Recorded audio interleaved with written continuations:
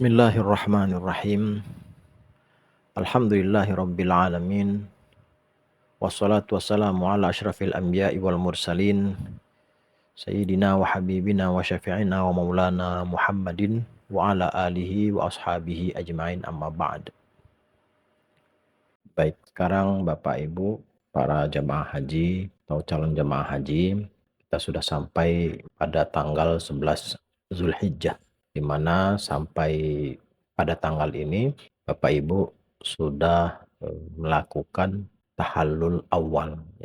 Masuk tanggal 11 Zulhijjah ini, yaitu waktu maghrib, maka rangkaian ibadah selanjutnya itu adalah mabit. Mabit di Mina. Dan pada kondisi ini, yang khususnya bapak-bapak ya, sudah tidak lagi mengenakan pakaian ihram karena sudah tahallul, sudah boleh mengenakan pakaian biasa seperti sarung, pakai celana, kayak kemeja, baju koko, kaos dan seterusnya, sudah boleh. Kalau perempuan ya seperti biasa, tetap menjaga auratnya ya. Nah, mabit ini hukumnya wajib ya. Untuk rinciannya, untuk bagaimana teknisnya, Bapak Ibu boleh melihat materi kita sebelumnya tentang mabit di Mina. Maka mabit ini maksudnya kita menginap ya. Kita menginap di Mina yang sebelumnya, sebelum masuk puncak haji kita menginapnya di hotel ya. Apakah sebelumnya di Madinah, kemudian ke Mekah, atau sebaliknya menginap di hotel di Mekah, nanti setelah haji baru menginap di hotel di Madinah. Dia pindah tempat menginapnya. Dan ini hukumnya wajib. Bagi orang yang tidak ada uzur, tidak boleh menginap di tempat yang lain selain di Mina. Bagi yang tidak ada uzur ya. Nah, kalau yang ada uzur, nanti dilihat tingkat uzurnya. Maka boleh menginap di luar Mina. Misalnya kalau sakit ya harus dirawat di rumah sakit, dan rumah sakitnya itu memang nggak bisa rumah sakit darurat yang kecil yang ada di Mina, tetapi harus di rumah sakit besar misalnya di Mekah, ya mau nggak mau harus meninggalkan Mina. Nah, ini termasuk salah satu uzur. Dan bagi yang meninggalkannya dengan sengaja, tetap hajinya sah, tapi tadi ya harus menebus dam. Kemudian ya dihitung berdosa karena meninggalkan mabit secara sengaja. Berapa lama mabit atau kita menginap di Mina ini? Paling sedikit ya, tanggal 11, tanggal 12. Itu bagi yang nafar awal. Kemudian bagi yang nafar tsani, maka mabitnya 11, 12, dan 13. Ini bisa kita lihat di surah Al-Baqarah ayat 203 ya, di mana Allah Subhanahu wa taala berfirman, A'udzubillahi minasyaitonirrajim. Wadhkurullaha fi ayyamin ma'dudat. Faman ta'ajjala fi yawmaini fala isma 'alaihi wa man ta'akhkhara fala isma 'alaihi liman ittaqa. Wattaqullaha wa'lamu annakum ilaihi tuhsyarun. Shadaqallahul azim. Di mana Allah Subhanahu wa taala berfirman yang artinya, dan berzikirlah dengan menyebut Allah dalam beberapa hari yang berbilang. Beberapa tafsir dari ayat ini yang dimaksud dengan beberapa hari yang berbilang yaitu adalah tanggal 11, 12, dan 13.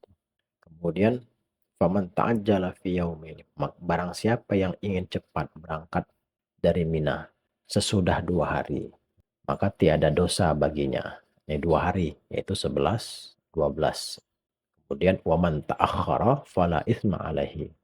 Dan barang siapa yang ingin menangguhkan keberangkatannya dari 2 hari itu, artinya 3 hari ya, 11, 12, kemudian dia tangguhkan sampai hari berikutnya, tanggal 13 Zulhijjah, maka tidak ada dosa pula baginya.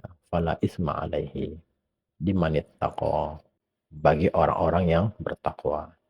Wattaqullaha wa'lamu annakum ilaihi tuhsyarun. Dan bertakwalah kepada Allah dan ketahuilah bahwa kamu akan dikumpulkan kepadanya. Ini dalil yang berkenaan dengan nafar awal dan nafar tsani. Mau nafar awal boleh tanggal 11, tanggal 12.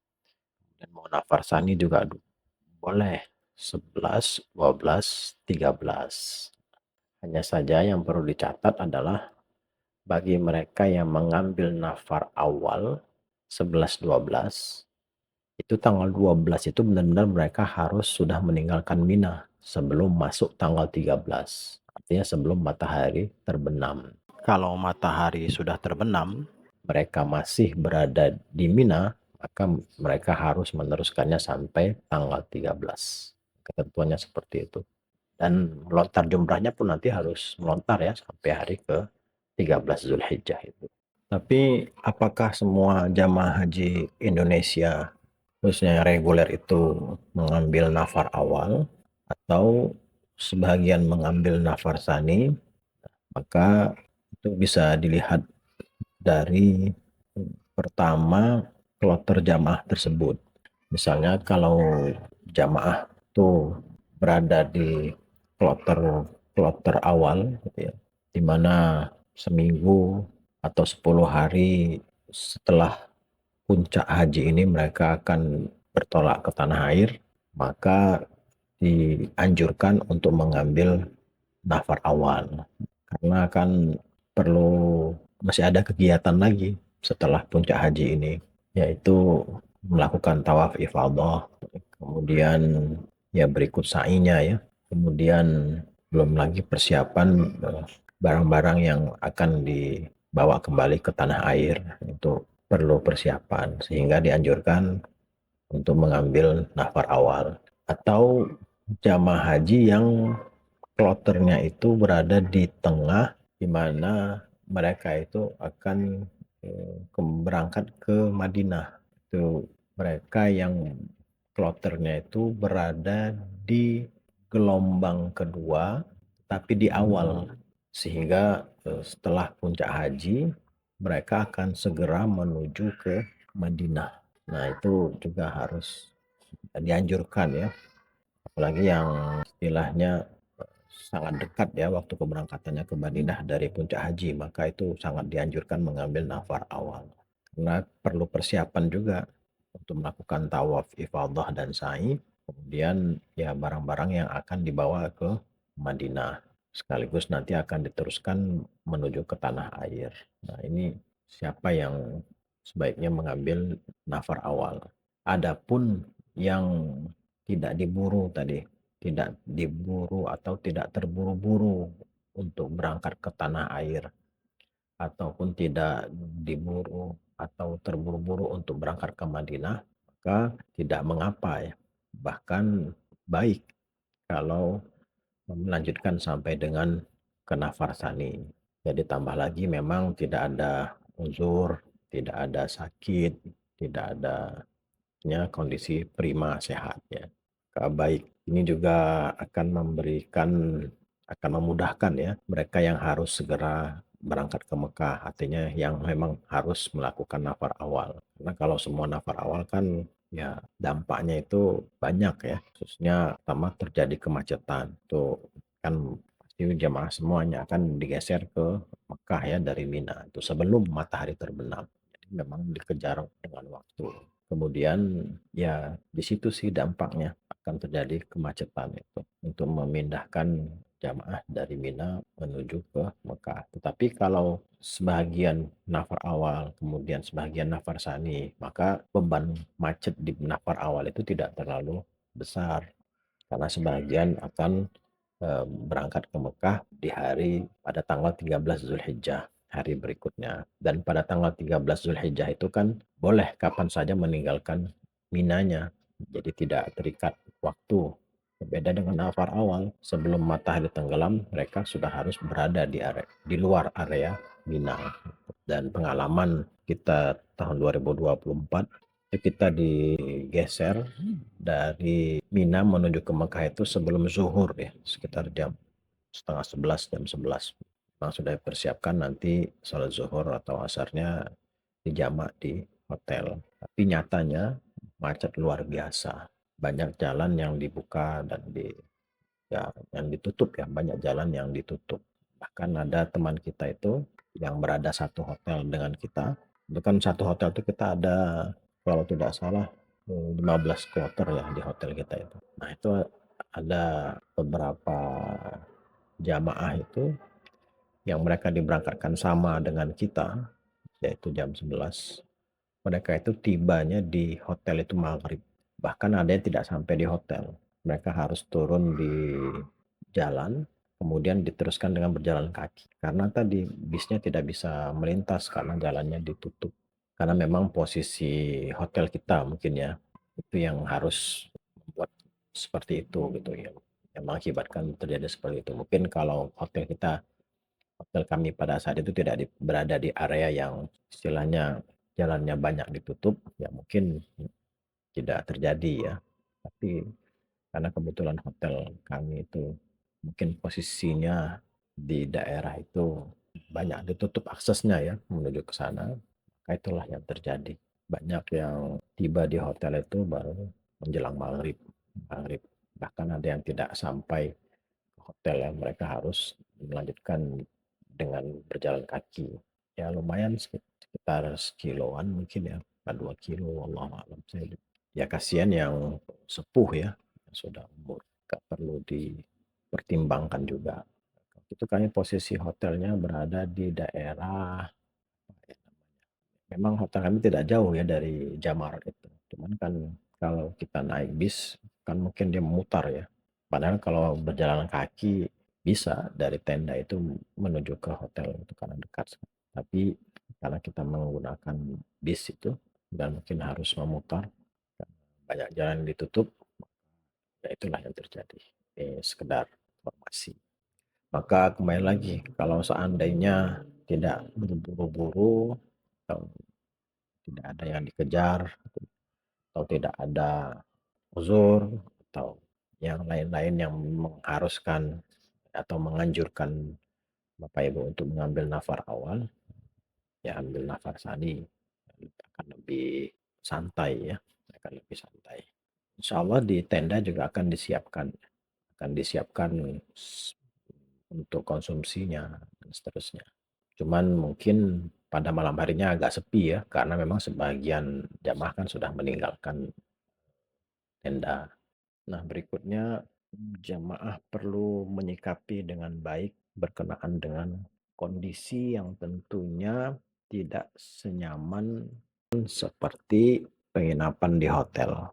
Seperti misalnya terasa sesak, maksudnya padat gitu ya, ramai. Kalau di hotel kan paling sekamar itu maksimal 6 orang, 7 kayaknya paling maksimal. Sementara kalau kita di tenda itu kan satu kloter, dikumpulin semua di situ. Bayang ya. Kemudian dengan space yang besar kasurnya itu tidak sampai 2 kali 1 meter. Bisa dilihat di gambarnya. Damina JKG 61. Ya, ini tepat di samping dapur ya. Kemudian tentu istirahatnya juga terasa kurang leluasa ya. Kemudian antri di toilet atau kamar mandi dan lain-lain. Ini WC perempuan.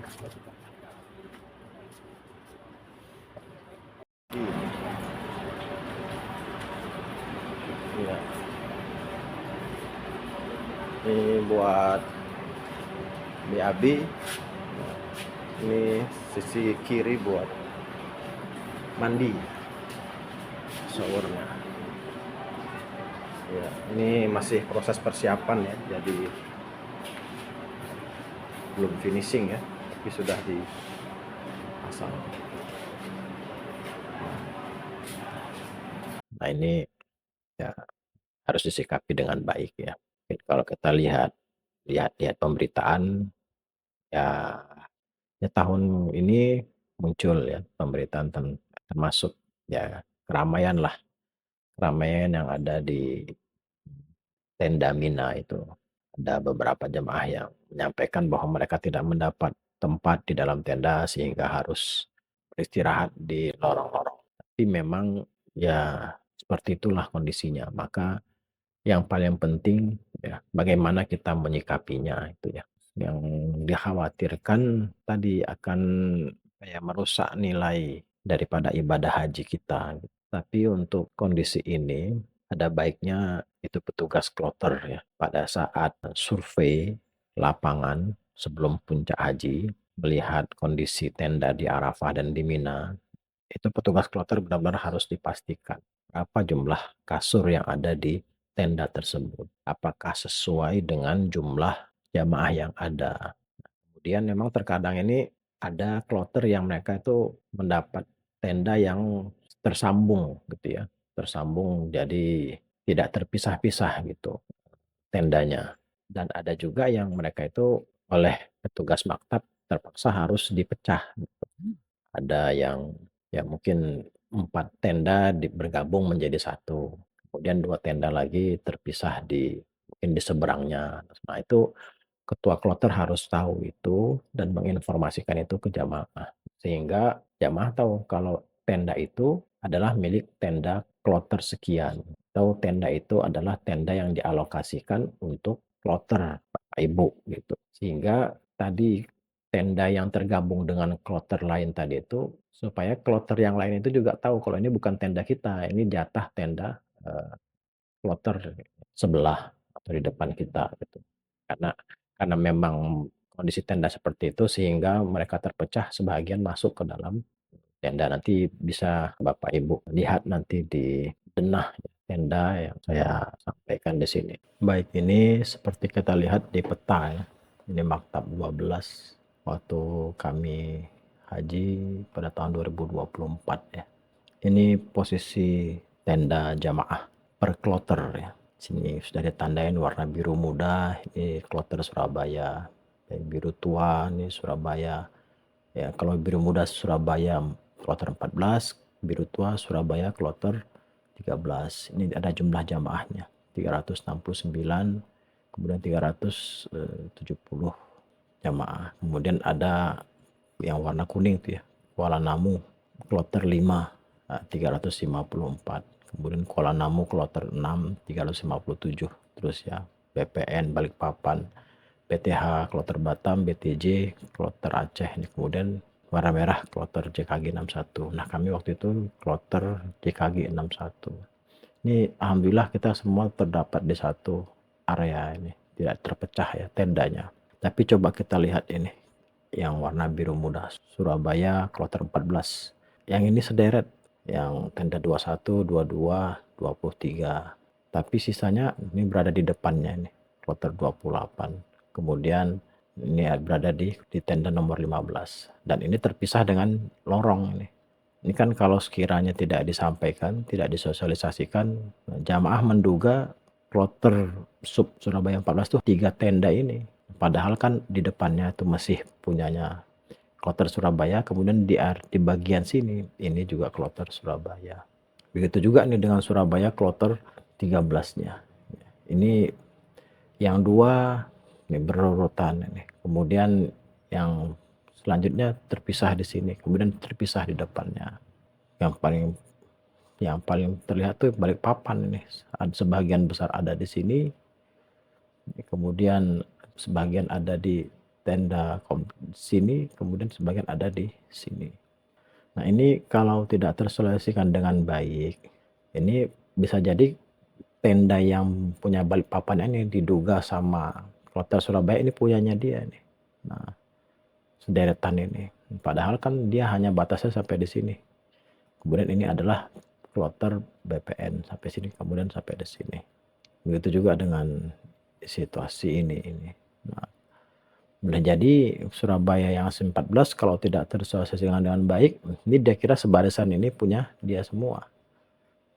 Begitu juga ini kalau tidak tersosialisasikan dengan baik, dia kira ini semuanya adalah punya kloter BTH, kloter 7.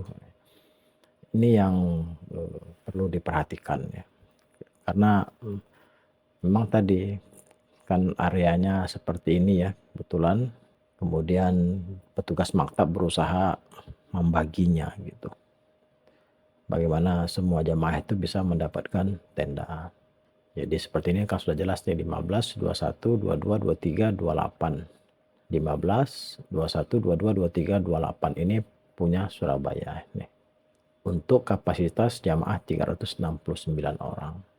Kemudian yang merah nih, ya yang coklat ya, BTH kloter 7, 447 jemaah. Maka dia mendapatkan tenda ini. Mulai dari 1, kemudian 2, 5, 6, 7, dan seterusnya. Maka ini perlu diantisipasi oleh ketua kloter.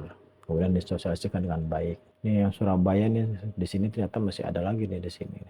Tapi kalau itu tidak tersampaikan, jamaah akan mengira ya cuman segitu tendanya gitu. Padahal masih ada 2 lagi ya, tapi yang posisinya terpisah gitu. Ini mungkin perlu dipastikan berapa jumlah kasur yang diperoleh kloter tersebut, kemudian berapa, karena tenda itu aslinya dia bisa disekat-sekat, tapi sekatnya itu dia seperti kayak terpal gitu, bisa diturunkan. Nanti kalau sekiranya sudah selesai proses ibadah haji, itu akan digulung kembali, dinaikkan ke atas menjadi area terbuka gitu. Itu yang pertama. Kemudian yang kedua, nah ini juga perlu kemampuan ketua kloter dalam mengelola ini. Kan di dalam kloter itu terdiri dari bukan semuanya jamaah mandiri ya, tetapi juga ada yayasan-yayasan atau KBU-KBU. Ini juga ketua kloter harus bisa memastikan bahwa KBU atau yayasan itu seandainya mereka membuat sekat gitu ya di dalam tenda itu, pastikan area yang mereka sekat itu sesuai dengan jumlah jamaah mereka. Jangan sampai mereka membuat sekat kemudian mengambil jatah jamaah yang lain. Ini ya beberapa yang saya saksikan ya, yang saya dapati gitu. Ya baik lagi ya, memang kan para pimpinan KBU ini, pimpinan yayasan ini, mereka sudah terbiasa, sudah tahu medan. Jadi begitu mereka sampai di Mina, langsung terkadang mereka itu menurunkan tadi pembatas-pembatas, langsung di-coupling. Ini punya yayasan ini. Kadang negosiasinya ketua kloter, wallahu a'lam ya, bagaimana, tapi itu yang pernah saya dapati. Maka kalau ada komplain misalnya kurang gitu, kemudian nggak kebagian tempat, tuh rasanya ya, karena kan waktu survei itu ketua kloter sudah memastikan bahwa jumlah kasur sudah sesuai dengan jumlah jamaah. Seperti yang kami lakukan sebelum Puncak Haji, kami melakukan survei dan kami diajak oleh petugas kloter untuk langsung melihat ke tempat. Kami tanya berapa jumlah kasurnya, sekian. Berapa jumlah jamaah kita, sekian. Gitu. Nah, kemudian alhamdulillahnya lagi, pada saat itu kloter kami itu semuanya berbaur. Artinya tidak ada sekat atau pemisah. Artinya ya mau mandiri sama yayasan berbaur menjadi satu. Jadi kelihatan lega ya. Jadi cuma hanya dibagi 2 untuk jamaah laki-laki dan jamaah perempuan. Dan itu kita hitung jumlah kasurnya. Berapa jamaah laki-laki? Sekian orang. Kita hitung jumlah kasurnya, kemudian langsung kita sekat. Kita minta sama petugas maktabnya nanti disekat ya, supaya terpisah jemaah laki-laki dan perempuan. Jadi bisa Bapak Ibu lihat itu, nanti kita kasih tanda, kita tandain ya. Kita minta untuk petugas maktab tolong nanti dikasih batas supaya tidak berbaur laki-laki dan perempuan. Kasih pembatas ya untuk laki-laki dan perempuan. Ya, udah Bu. Kemudian ya kamar mandi, antri, ya kembali lagi ya, kita tinggal mengatur waktu.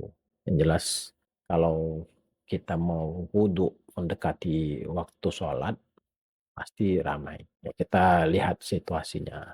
Jadi untuk yang berikutnya ini adalah pada saat menginap ini, pandai-pandailah Bapak Ibu menyikapi situasi yang ada. Gitu ya. Supaya tidak sampai merusak dari nilai daripada ibadah haji kita. Kalaupun ada apa-apa, ya, koordinasikan kepada ketua regu, kemudian ketua regu ke ketua rombongan, kemudian ketua rombongan dia akan meneruskan ke ketua kloter. Gitu. Kemudian memanfaatkan waktu mabit tadi di Mina dengan sebaik-baiknya, itu bermuhasabah, introspeksi diri, khususnya dalam rangka kita memperbaiki diri menuju haji yang mabrur. Karena memang kita tidak ada aktivitas lain-lain ya di sana, itu ya hanya menginap, mau masak sudah dimasakin, mau nyuci kayaknya juga kita hanya di sana itu hanya 3 hari ya, plus Arafah itu ya paling sekitar 5 hari. Insya Allah pakaian yang kita bawa untuk menginap itu cukup ya, sehingga tidak perlu menyuci di sana. Hanya saja pastikan jangan sampai terkena najis ya.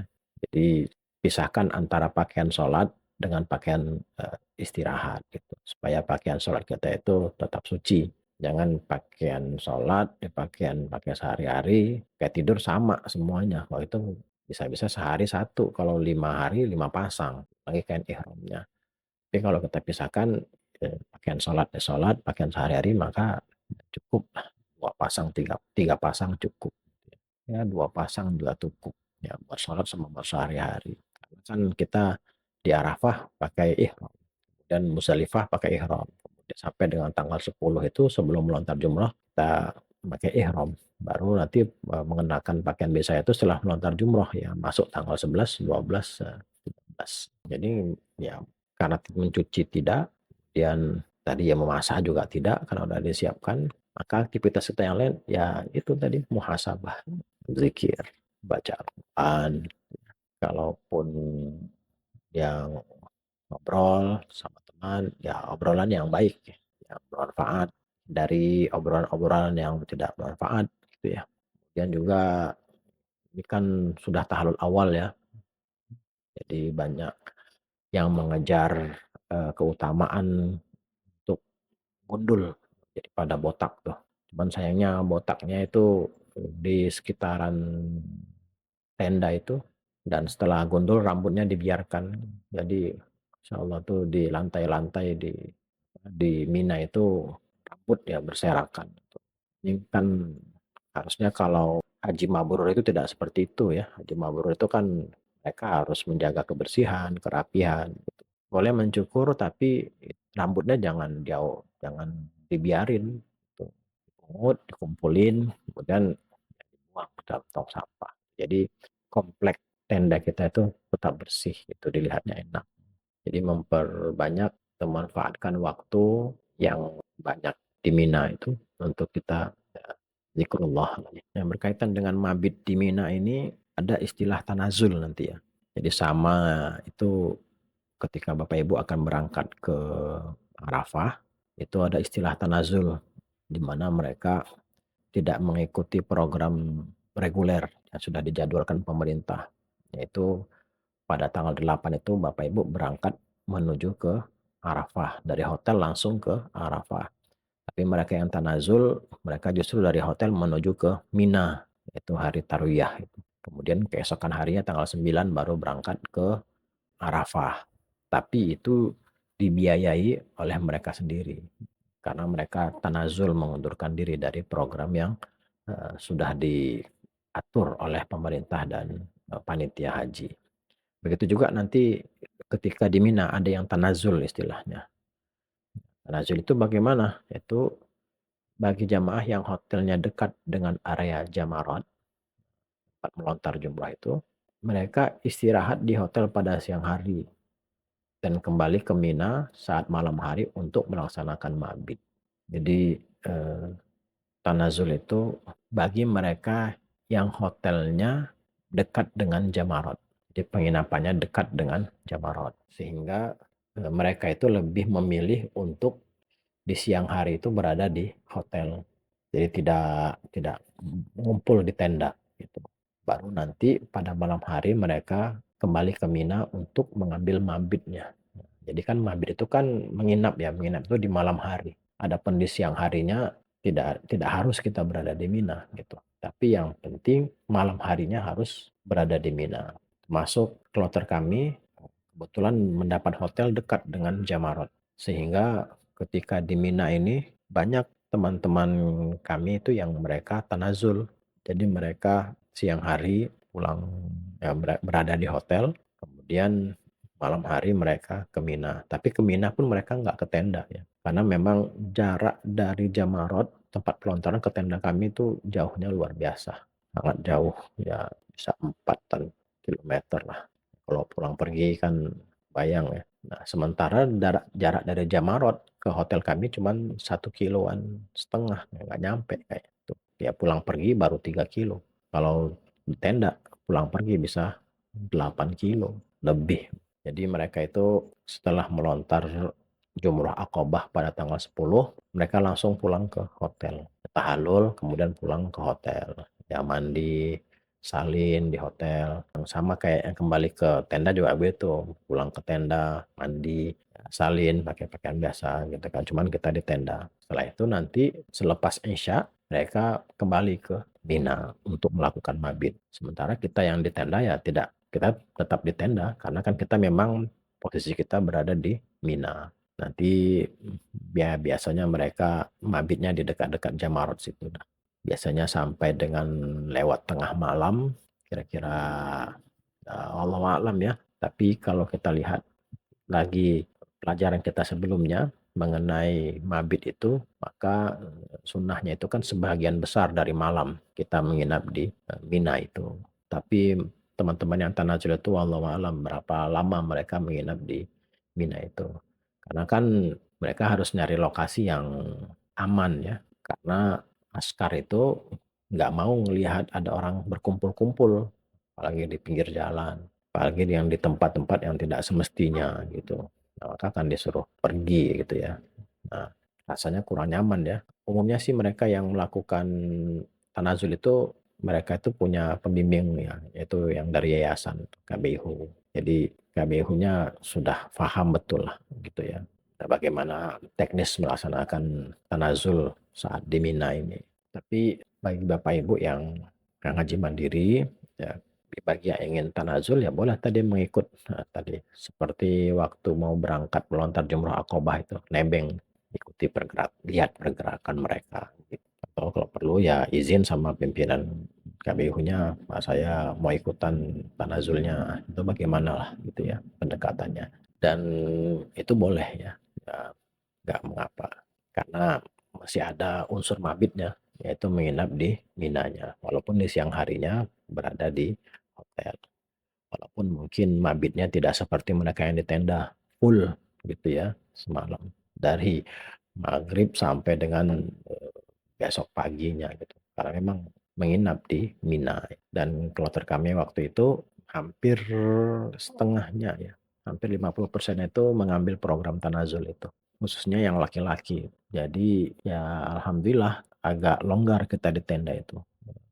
Longgar. Sepertinya juga ibu-ibu seperti itu, yang jamaah perempuan yang nyaman karena memang sebagian melakukan tanazul tadi ya, balik ke tenda. Makanan juga berlimpah gitu. Cuman tadi sayang, jadi kan pihak maktab itu tetap menyediakan nasi sesuai dengan jumlah jamaah yang ada di kloter tersebut.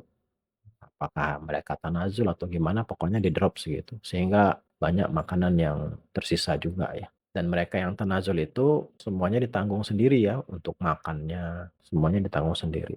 Karena memang semuanya saat itu konsentrasinya di Mina gitu. Adapun yang tanazul atau mundur dari program reguler itu, maka mereka semuanya menanggung khususnya untuk biaya konsumsinya sendiri ya, pribadi.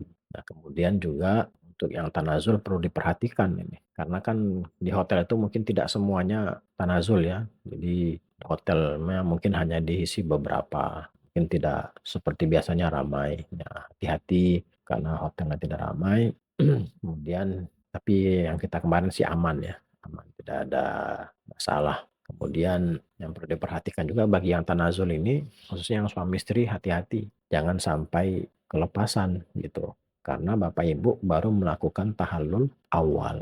Ya, tahallul awal itu belum tahallul sani ya atau tahallul akbar. Di mana memang semua larangan sudah boleh. Tapi tahallul awal ini masih ada larangan yang harus Bapak Ibu hindar. Yang Bapak Ibu jauhi yaitu apa? Tadi berhubungan suami istri, baik bahkan pendahuluannya pun dihindari, harus ditinggalkan. Jangan karena di hotel sepi, terus diingatkan, selalu diingatkan bagi jamaah yang tanazul itu. Ya mudah-mudahan ya nanti Bapak Ibu di tendanya walaupun ya, mungkin terasa kurang nyaman atau kurang luasa, insya Allah kalau hatinya diluasin, insya Allah luas ya, insya Allah mudah-mudahan dan kemudahan senantiasa menyertai Bapak Ibu sekalian. Baik, itu yang berkenaan dengan mabit. Adapun untuk keesokan paginya setelah mabit menginap, maka besok paginya Bapak Ibu kembali ya melontar jumroh. Kalau tanggal 10 hanya satu jumroh yang dilontar, yaitu jumroh Aqobah, maka pada tanggal 11 itu yang dilontar 3 jumroh ya. Mulai dari Sughroh, Wusto, kemudian Kubro, Aqobah. Masing-masing 7 kali lontaran, kemudian ya disiapkan batunya dibawa dan sudah boleh mengenakan pakaian biasa gitu ya. Kemudian insya Allah karena sudah hari yang kedua, mudah-mudahan tidak ada yang tersasar lagi ya, karena sudah tahu sehari sebelumnya sudah melontar jumroh Aqobah. Dan waktunya disesuaikan saja kapan mau melontarnya. Umumnya jamaah itu melontar selepas subuh karena mengingat masih udaranya masih segar lah, masih ya masih tidak masih dingin, kemudian belum panas, walaupun nanti pas kembalinya matahari sudah tinggi ya. Nah, emang tahun 2024 kemarin pelaksanaan ibadah haji yang masih masuk di musim panas ya. Jadi walaupun jam 6 jam setengah 7 itu matahari sudah lumayan. Boleh melontarnya selepas zuhur ya silahkan ya, atau selepas asar boleh ya. Nanti dilihat lagi pelajaran kita sebelumnya tentang waktu melontar jumroh pada tanggal 11, 12, dan 13. Kemudian setelah melontar ya aktivitas seperti biasa, sholat waktu, kemudian ya biasalah mandi kan. Kemudian kalau tanggal 11 itu zikirnya itu ini kan sudah masuk hari tasyrik ya, artinya hari raya Idul Adha. Ya pas sholat itu kita bertakbiran.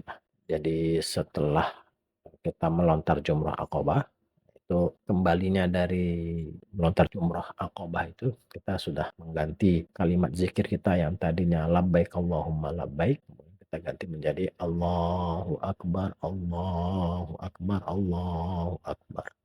La ilaha illallah, wallahu akbar. Allahu akbar walillahil hamd. Ini kita bertakbiran selepas sholat, kemudian ditambah dengan zikir-zikir yang lainnya, bersalawat kepada baginda Rasulullah Shallallahu Alaihi Wasallam. Baik lagi pada tanggal 12-nya juga sama, melontar 3 jumrah. Nah, cuman perlu diperhatikan ya, kalau Bapak Ibu mengambil nafar awal, dapatkan informasi dari ketua kloter kapan kloter Ibu akan diangkut ke Mekah. Nanti akan menyesuaikan dengan waktu pelontaran. Kalau diangkutnya ke Mekah itu jam 9 pagi, maka ya Ibu benar-benar dari subuh itu sudah harus berangkat melontar dan dipastikan jangan ada yang tersesat. Dan kalau bisa sebelum berangkat melontar sudah disiapin barang-barang yang mau dibawa kembali ke Mekah. Itu nyampe di tenda sudah persiapan untuk kembali ke Mekah gitu. Itu yang nafar awal. Adapun yang nafar sani masih ada 1 hari lagi yang manfaatkan untuk tadi berzikir ya, itu muhasabah dan seterusnya. Baik, nanti selanjutnya akan kita lanjutkan dengan apa yang kita lakukan setelah pulang dari Mina, yaitu tanggal 14 atau tanggal 13 bagi yang nafar awal. 13 Zulhijjah sampai dengan menjelang kepulangan ke tanah air atau menjelang berangkat menuju ke Madinah. Wallahu a'lam bishawab.